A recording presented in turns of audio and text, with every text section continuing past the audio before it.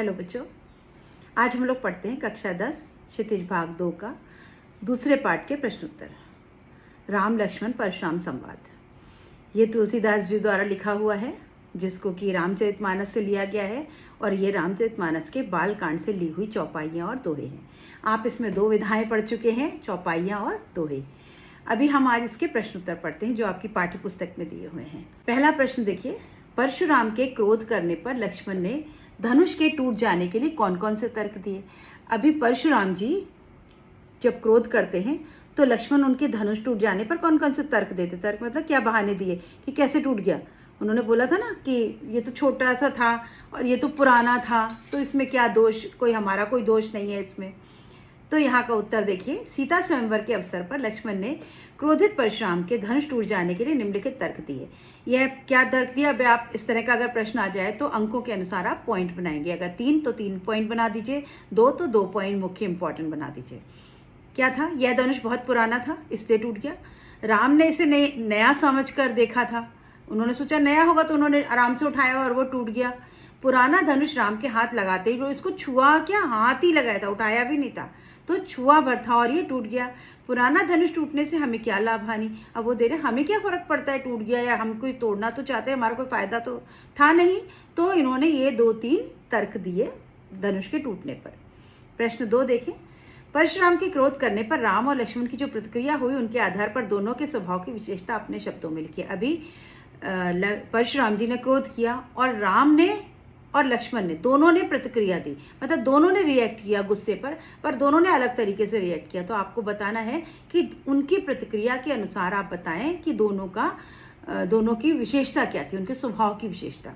तो लक्ष्मण कैसे थे, चंचल स्वभाव के और गुस्से वाले, और राम कैसे थे, शीलवान थे, बहुत विनम्र थे। इन्हीं को आपको अपनी 3-4 पंक्तियों में यह पॉइंट बनाकर लिखना होगा। परशुराम के क्रोध करने पर राम ने अत्यंत विनम्र स्वर में, विनम्र शब्दों में कहा कि धनुष तोड़ने वाला आपका कोई दास होगा। अब राम ने कितने विनम्रता से कहा कि महाराज ये जो धनुष टूटा है ये कोई आपका दास होगा। इससे सिद्ध होता है कि उनमें बड़ों के लिए, उनके मन में बड़ों के प्रति श्रद्धा और आदर भाव था। और लक्ष्मण का चरित्र कैसा था, लक्ष्मण का चरित्र श्री राम के चरित्र के बिल्कुल विपरीत था। ऐसा नहीं कि उनके मन में श्रद्धा या आदर नहीं था, लेकिन वो थोड़े उद्दंड स्वभाव के थे, थोड़े तेज स्वभाव के थे, इसलिए उन्होंने ऐसा बोला। उनका स्वभाव उग्र था, उग्र मतलब गुस्से वाला, और उद्दंड मतलब थोड़ा उत्तर दे देने वाला, साफ साफ बोल देने वाला। और परशुराम को उत्तेजित व क्रोधित करने का कोई अवसर वो नहीं छोड़ा। उन्होंने परशुराम को ऐसे ऐसे उत्तर दिए कि परशुराम का वैसे ही वो क्रोधी, वैसे ही गुस्सा कर रहे थे और उनके क्रोध को बढ़ा दिया। तो यही दोनों के स्वभाव में अंतर था। तीसरा प्रश्न देखिए, लक्ष्मण और परशुराम के संवाद का जो अंश आपको सबसे अच्छा लगा उसे अपने शब्दों में संवाद शैली में लिखिए। अभी आपको यहाँ पर कुछ संवाद बना के लिखना है। आपको कौन सा पार्ट, थोड़ा सा पार्ट अच्छा लगा, लक्ष्मण ने क्या कहा, परशुराम ने क्या कहा, फिर लक्ष्मण ने क्या कहा, परशुराम ने क्या। आपको जैसे संवाद लेखन होता है वैसे ही लिखना। संवाद लेखन में क्या करते हैं बच्चों, लक्ष्मण लिखकर डैश लगा देंगे, उनका वाक्य लिख देंगे, परशुराम डैश लगा देंगे और उनका। और ये कैसे लिखेंगे हम, जैसे कि वो बोल रहे हों। इसको आप कहानी के रूप में नहीं बोल लिखेंगे, जैसा लक्ष्मण ने बोला बिल्कुल वैसा का वैसा उद्धृत कर देंगे। जैसे उत्तर देखिए, लक्ष्मण और परशुराम के मध्य हुए संवाद का यह भाग सबसे अच्छा लगा। लक्ष्मण, आप तो मेरे लिए काल को ऐसे बुला रहे हैं जैसे वह आपके वश में हो और भागा भागा चला आएगा। अब उन्होंने क्या किया, आप तो ऐसे लग रहा है जैसे काल आपका बैठा हुआ और हाँक के आप उसको बुला रहे हैं और वो आएगा और भागा चला आएगा आपके कहने से और मुझे खा लेगा आकर के। तो परशुराम ने क्या कहा, यह कटुवादी बालक निश्चित रूप से मरने के योग्य है। अब उनका कोई डायलॉग लिखना है कि ये लड़का निश्चित रूप से मरने के योग्य है, अब तक मैं इसे बालक समझकर बचाता रहा।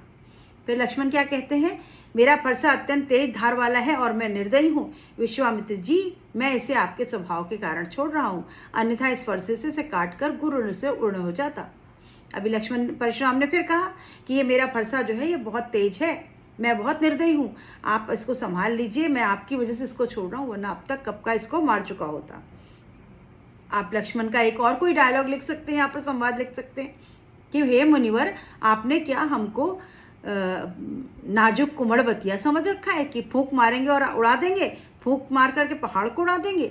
आप ये 2-3 डायलॉग लिख सकते। परीक्षा में बच्चों जो भी आपको याद आ जाए, उस समय जो भी संवाद याद आ जाए आप उसको लिख सकते हैं। कोई जरूरी नहीं कि वो क्रमशः हो, क्रमानुसार हो, ऐसा कोई आवश्यकता नहीं है। चौथा प्रश्न देखिए, परशुराम ने अपनी विषय में अपने विषय में सभा में क्या क्या कहा, निम्न पद्यांश के आधार पर लिखिए। अभी नीचे कुछ पद्यांश लिखा है, उसमें आपको देखकर लिखना है परशुराम जी ने अपने बारे में लोगों को क्या क्या बताया।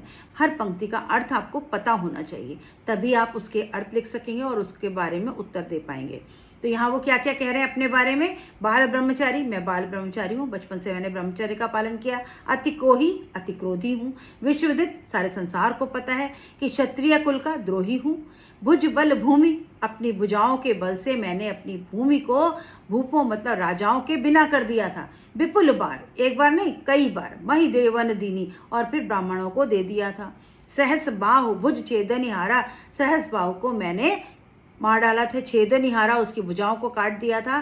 परसु बिलोक, मेरे फरसे को देखो। महीप कुमारा, हे राजा के पुत्र मेरे फरसे को देखो। मात पिता जन सोच बस, मैं अपने माता पिता को सोच के वश में क्यों कर रहे हो।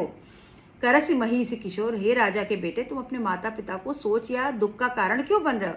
गर्भन के आर्भक दलन परस मोर अति घोर, और मेरा ये फरशे को देखो, ये ऐसा है कि गर्भ में पल रहे, माँ के गर्भ में पल रहे बच्चे को भी ये वध करके आ सकता है। तो तुम्हारा वध करने में मुझे कितनी देर लगेगी, तुम क्यों गलत काम कर रहे हो।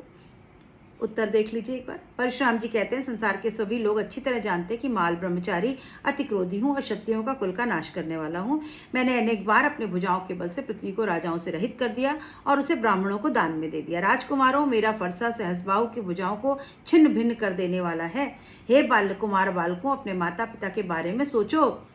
मेरा फरसा गर्भ में पलने वाले बच्चे का भी अंत कर देने वाला है। अभी आपको थोड़ी छोटी पंक्तियों में सरल भाषा में अपने प्रश्न का उत्तर लिख देना है। प्रश्न 5, लक्ष्मण ने वीर योद्धा का क्या क्या विशेषता बताई। लक्ष्मण ने वीर योद्धा की विशेषताएं क्या बताई, अब आप पॉइंट बना के लिखेंगे। वीर योद्धा, शत्रु अपनी वीरता का बखान नहीं करते। योद्धा अपने आप अपनी बातों को वीरता का बखान नहीं करते।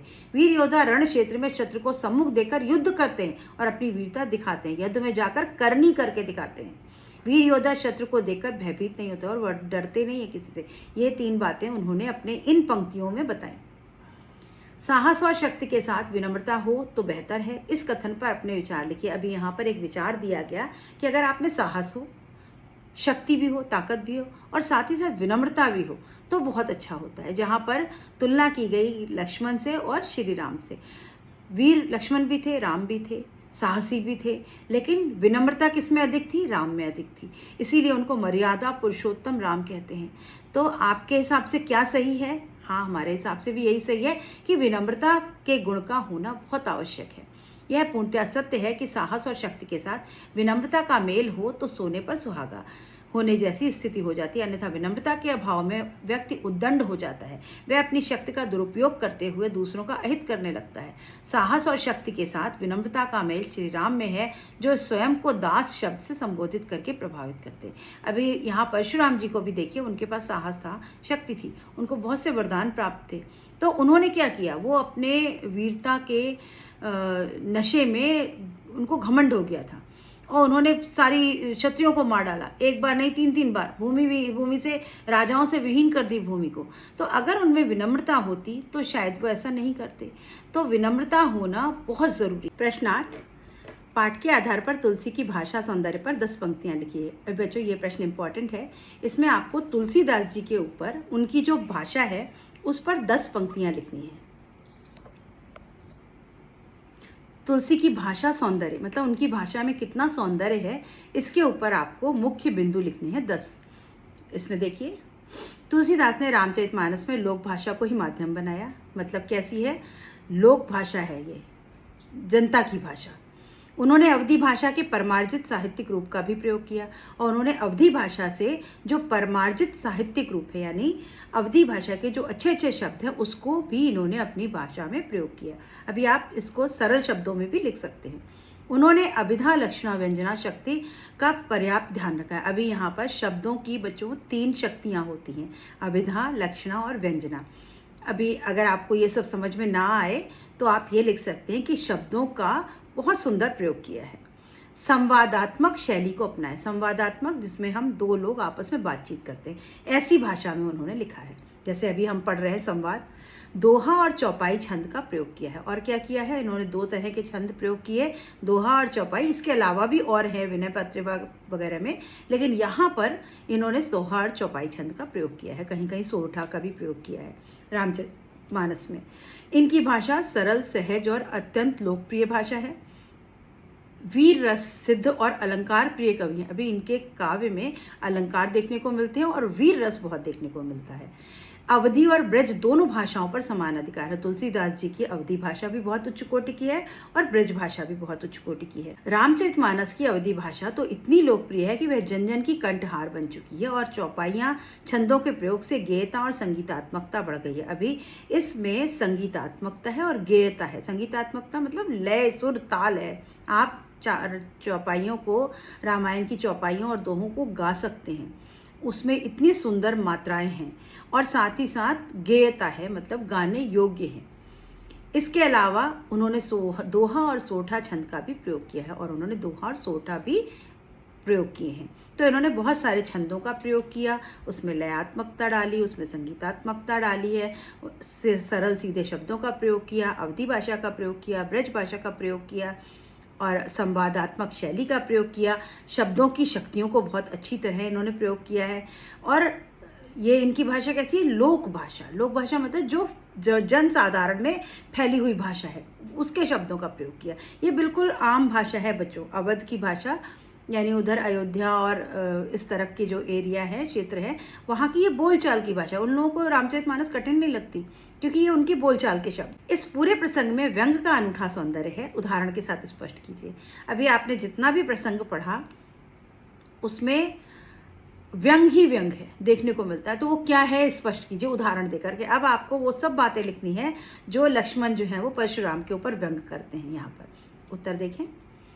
राम लक्ष्मण परशुराम संवाद में व्यंग का अनूठा प्रसंग है। व्यंग का यह प्रसंग लक्ष्मण और परशुराम के मध्य देखने को मिलता है, जिसकी शुरुआत वीरता और वाक चातुर्य की धनी लक्ष्मण से शुरू होती है। लक्ष्मण उनसे युद्ध तो नहीं करते, परंतु व्यंग्योक्तियों के माध्यम से उनका क्रोध इतना बढ़ा देते हैं कि परशुराम उन्हें मारने के लिए अपना फरसा उठा लेते हैं और लक्ष्मण अपने व्यंग बाणों से उनकी वीरता की धज्जियां उड़ाने में कोई कसर नहीं छोड़ते। अब यहाँ पर कुछ पंक्तियां भी दी हुई हैं।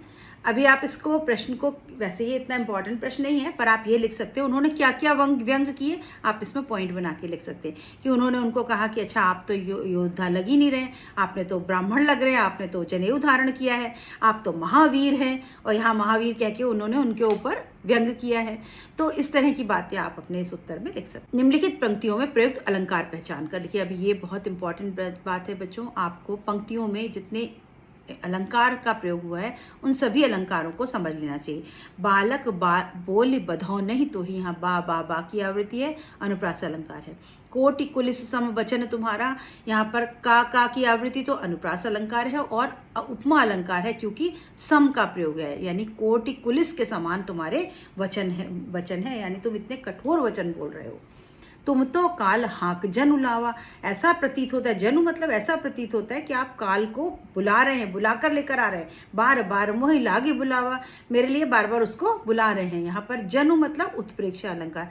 उत्प्रेक्षा अलंकार में जब तुलना होती है, जनो मनो जानो मानो जैसे शब्दों का प्रयोग होता है, वहाँ पर उत्प्रेक्षा अलंकार होता है। तो ये उत्प्रेक्षा अलंकार का उदाहरण है।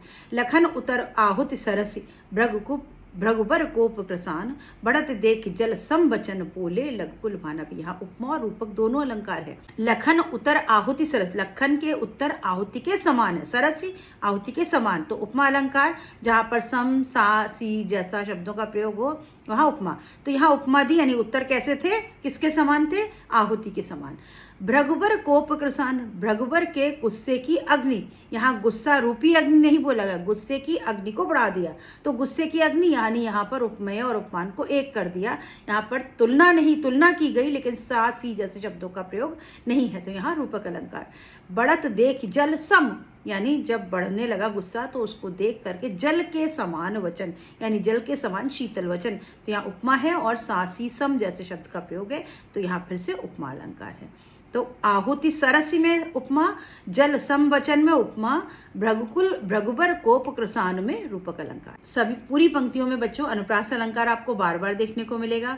आपको पुनरुक्ति प्रकाश अलंकार भी मिलेगा, जैसे बार बार मोहि लागे बुलावा, तो बार बार शब्द की आवृत्ति है तो पुनरुक्ति प्रकाश अलंकार। तो आपको अलंकारों का ध्यान रखना होगा, कुछ पंक्तियाँ जो इम्पोर्टेंट हैं उनको याद रखना होगा। अभी कुछ जो एक्स्ट्रा क्वेश्चंस हैं जो इम्पोर्टेंट हैं एग्जाम की दृष्टि से, जो इम्पोर्टेंट प्रश्न हैं, क्वेश्चंस हैं, उनको एक बार देखते हैं। धनुष टूटने से क्रोधित परशुराम ने राम से क्या कहा? जब धनुष टूटा तो क्रोधित परशुराम ने राम से क्या कहा? धनुष टूटने से क्रोधित परशुराम ने राम से कहा कि सेवक वह है जो सेवा का कार्य करे, शत्रुता का कार्य करके बैर ही मोल लिया जाता है। उन्होंने बोला अगर तुम शत्रुता का काम करोगे तो क्या होगा? तब तो केवल शत्रु बढ़ेंगे, बैर होगा। तुमने तो ये सेवक का काम तो नहीं किया। दूसरा प्रश्न, न त मारे जय हैं सब राजा। परशुराम के मुंह से ऐसा सुनकर लक्ष्मण की क्या प्रतिक्रिया रही? जब उन्होंने ऐसा कहा तो लक्ष्मण ने क्या कहा? सारे राजाओं के मारे जाने की बात सुनकर लक्ष्मण मुस्कुराने लगे। उन्होंने परशुराम के व्यंग से स्वर में कहा, बचपन में तो मैंने बहुत सी धनुइयाँ तोड़ी थी, तब तो आपने ऐसा क्रोध कभी नहीं किया। तो लक्ष्मण बोले कि जब बचपन में हम धनुष तोड़ देते थे तब तो आप गुस्सा नहीं करते थे, इस वाले धनुष पर इतनी आपकी ममता, इतना प्रेम क्यों है आपकी? परशुराम ने अनुसार लक्ष्मण क्या भूल रहे थे कि उनकी भूल का परशुराम ने क्या कारण बताया? परशुराम के अनुसार लक्ष्मण संसार की सभी धनुष को एक समान समझने की भूल कर रहे थे। परशुराम को बहुत गुस्सा आया कि सारे धनुष को ये एक बराबर बता रहा है, मतलब शंकर भगवान के धनुष को भी ये इतना ऐसा धनुष, छोटी धनुष से इसकी तुलना कर रहा है। तो उनको इस बात पर बहुत क्रोध आया था और उनको लगा, वो ये मानते हैं कि लक्ष्मण काल के वश में होने के से ऐसा कह रहा है। उनको लगा कि ये काल के वश में हो गया, मृत्यु का इसके ऊपर इस समय नियंत्रण है, इसलिए ये ऐसी बात कर रहा है। धनुष टूटने पर लक्ष्मण किन कारणों के आधार पर राम को निर्दोष सिद्ध करने का प्रयास करे थे? अभी उन्होंने धनुष के टूट जाने पर क्या कारण दिए, वही प्रश्न है। भाषा बदल के आ गया है। तो वो क्या कह रहे थे कि इनका मानना था कि धनुष पुराना था, कमजोर था, इसलिए टूट गया, राम के छूते ही टूट गया। राम ने तो इसे नया समझकर उठाया था। ऐसा पुराना धनुष टूटने से हमारा क्या लाभ, क्या हानि? तो उन्होंने परशुराम के समक्ष राम को निर्दोष सिद्ध करने की कोशिश करी। वो ये बताना चाह रहे थे कि राम की कोई गलती नहीं थी। परशुराम ने अपने कौन कौन सी विशेषताओं द्वारा लक्ष्मण को डराने का प्रयास किया? परशुराम ने अपने बारे में क्या क्या विशेषता बताई और लक्ष्मण को डराने की बात करी? लक्ष्मण को सट कहकर चिताया कि तूने अभी मेरे स्वभाव के बारे में नहीं सुना। उन्होंने क्या कहा? ये कैसा बालक है, बहुत दुष्ट बालक है, मतलब जिद्दी बालक है। तो उन्होंने कहा तुम्हें मेरे स्वभाव के बारे में भी पता नहीं, मैं तुझे बालक समझकर नहीं मार रहा, तुम मुझे मूर्ख मुनि समझने की कोशिश कर रहे हो। उन्होंने बोला तुम मुझे निरा मुनि समझते हो, इसीलिए तुम ऐसा बोल रहे हो। फिर उन्होंने बताया मैं तो बाल ब्रह्मचारी हूँ, क्षत्रियों का नाश करने वाला हूँ, मैंने अनेक बार पृथ्वी को जीतकर ब्राह्मणों को दान कर दिया, मैं तो गर्भ में पल रहे बच्चे का भी वध कर सकता हूँ। ऐसे उन्होंने बहुत सी बातें कह करके लक्ष्मण को डराने की कोशिश करी। आप उसमें से जो भी याद आ जाए वो लिख सकते हैं। परशुराम को अपने फरसे पर इतना घमंड क्यों था? परशुराम को अपने फरसे पर इसलिए घमंड था क्योंकि इसी फरसे के बल पर उन्होंने सहस्रबाहु को हराया था। उनका फरसा अत्यंत भयानक और कठोर था। यह फरसा गर्भ में पल रहे बच्चों का वध कर डालता है और यह फरसा परशुराम का प्रिय हथियार था, यह उनका प्रिय शस्त्र था। परशुराम जी बिना फरसे के नहीं चलते थे। अभी लक्ष्मण ने क्या क्या कहकर परशुराम पर व्यंग किया? लक्ष्मण ने परशुराम से कहा, अरे मुनि श्रेष्ठ, आप तो महान योद्धा हैं जो बार बार अपनी कुल्हाड़ी दिखाकर फूंक मारकर पहाड़ उड़ा देना चाहते हैं।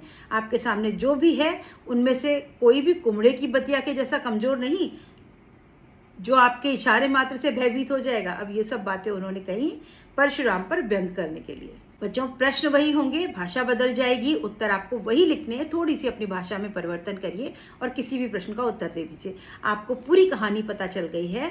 बार बार प्रश्न पढ़ने से, सुनने से आपको सारे पॉइंट्स आपके दिमाग में रहेंगे और आप किसी भी प्रश्न का उत्तर बहुत आसानी से दे देंगे और आपको पूरे अंक मिलेंगे। हिंदी में नंबर स्कोर करना, मार्क्स स्कोर करना, 90+ स्कोर करना, इट्स वेरी इजी। लक्ष्मण ने परशुराम से कहा कि मैं आपसे भयभीत नहीं हूँ। हमारे कुल की यह परंपरा है कि देवता, ब्राह्मण, ईश्वर भक्त और गाय के साथ वीरता का प्रदर्शन नहीं किया जाता। उनकी हत्या करने का पाप का भागीदारी बनना पड़ता है और इनसे हारने पर अपयश मिलता है। अभी लक्ष्मण ने कहा, आपको क्या लग रहा है कि मैं चुप हूँ, आपको मार नहीं रहा? मैं भी मार सकता हूँ, मैं भी योद्धा हूँ, लेकिन हमारे कुल की परंपरा है कि हम यहाँ ब्राह्मण, देवता और गाय पर और भक्त पर हम वीरता नहीं दिखाते। अगर इनको मारेंगे तो हमें पाप लगेगा और अगर इनसे हम हार जाएंगे तो हमारे अपयश होगा, यानी हमारे यश की हानि होगी। तो यही कारण है जो मैं आपके सामने चुप हूँ, मतलब आपसे मैं युद्ध नहीं कर रहा। लक्ष्मण के वाक चातुर्य पर संक्षिप्त टिप्पणी लिखी। अब उनका वाक चातुर्य मतलब बोलने में चतुरता, तो जो बोलने की चतुरता थी उसके ऊपर आपको टिप्पणी लिखनी है। वही सब बातें आप 2-3 रिपीट करके लिख सकते हैं यहाँ पर।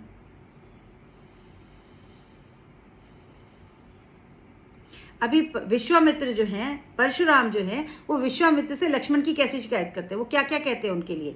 परशुराम शिकायत करते हुए विश्वामित्र से कहते हैं, यह बालक बड़ा ही कुबुद्धि है, यह कुटिल और काल के वशीभूत होकर के कुल का नाश करने वाला है, यह सूर्यवंश रूपी चंद्रमा पर कलंक है, यह पूरी तरह उद्दंड, निडर और मूर्ख है। अब ये सब बातें उन्होंने किससे कही, विश्वामित्र से कही, और कहा कि इसको चुप करा लो, मैं तुम्हारे शील की वजह से रुका हूं, नहीं तो मैं इसको कभी भी, ये वध योग्य बालक है। लक्ष्मण ने परशुराम और उनके सुयश पर किस तरह व्यंग किया। अब लक्ष्मण ने परशुराम के यश यानी प्रसिद्धि पर कैसे व्यंग किया। उन्होंने परशुराम और उनके सुयश पर व्यंग करते हुए कहा कि आपके सुयश का वर्णन आपके अलावा और दूसरा कौन कर सकता है। अपने मुंह से ही तो आप अपनी बड़ाई बार बार कर चुके हैं, इतने पर भी संतोष ना हुआ हो तो फिर कुछ कह दीजिए। तो ये बात कह करके उनकी अपने मुंह से तारीफ के ऊपर उन्होंने व्यंग किया। लक्ष्मण और श्री राम के वचनों में मुख्य अंतर क्या था। अभी यहाँ पर जो मुख्य अंतर था वो क्या था। लक्ष्मण और श्री राम के वचनों में मुख्य अंतर था कि लक्ष्मण के वचनों में उद्दंडता, व्यंग और उग्रता थी। इसके विपरीत राम के वचनों में विनम्रता, विनय और शील का भाव था, जो शीतल जल के समान प्रभावकारी था, जिससे परशुराम की क्रोधाग्नि निशांत हो गई। यानी जब लक्ष्मण ने उनके क्रोध में घी का काम किया और उनकी जो क्रोध को और जला दिया, क्रोध की आग को और जला दिया, तो राम के वचन जो थे वो शीतल जल के समान उस अग्नि को ठंडा कर दिया। तो दोनों में बिल्कुल उल्टे थे दोनों के वचन। तो ये दोनों का अंतर था। अभी इस पाठ में निहित संवाद संदेश स्पष्ट कीजिए। अब आपने ये पाठ आपको क्यों पढ़ाया गया, इसके कोई संदेश छिपा है इस पाठ में, क्या है वो। राम लक्ष्मण परशुराम संवाद नामक पाठ में निहित संदेश यह है कि हमें क्रोध करने से बचना चाहिए। यह हमारे बुद्धि विवेक का नाश कर देता है। यदि हमें सदैव विनम्र, शांत और कोमल व्यवहार करना चाहिए। जब हम क्रोध में होते हैं तो हम अनुचित व्यवहार कर देते हैं, जो हमें नहीं करना चाहिए। हम अगर छोटे हैं, बड़े हैं, हम इसका भी ज्ञान हमारा खो जाता है, हमारी बुद्धि खराब हो जाती है, हम काल के वश में हो जाते हैं। जिस समय क्रोध आता है उस समय हमारे ऊपर हमारा नियंत्रण खत्म हो जाता है। तो यहाँ पर यही संदेश दिया है कि हमें क्रोध से बचना चाहिए, विनम्र होना चाहिए, विनयशील होना चाहिए, और दूसरों को क्षमा करने का गुण भी हमारे अंदर होना चाहिए। अपने से छोटों की गलतियों को माफ़ भी करना चाहिए, तभी हम सज्जन पुरुष कहलाएंगे। तो आपको ये सब बातें कुछ पॉइंट बनाकर लिखनी होंगी। तो बच्चों, यहाँ पर पाठ के प्रश्नोत्तर भी समाप्त होते हैं। आपकी पाठ्य पुस्तक के प्रश्नोत्तर थे और कुछ आपके इम्पॉर्टेंट क्वेश्चंस भी हमने इसमें कवर करे। तो उम्मीद करती हूँ आपको पाठ और उसके प्रश्नोत्तर सब समझ में आ गए होंगे।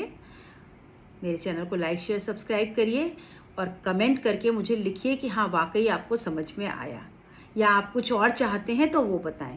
इसका शॉर्ट नोट्स मैं आपको अलग से दूसरे वीडियो में दूंगी। तब तक पढ़ाई करते रहिए। Good bye.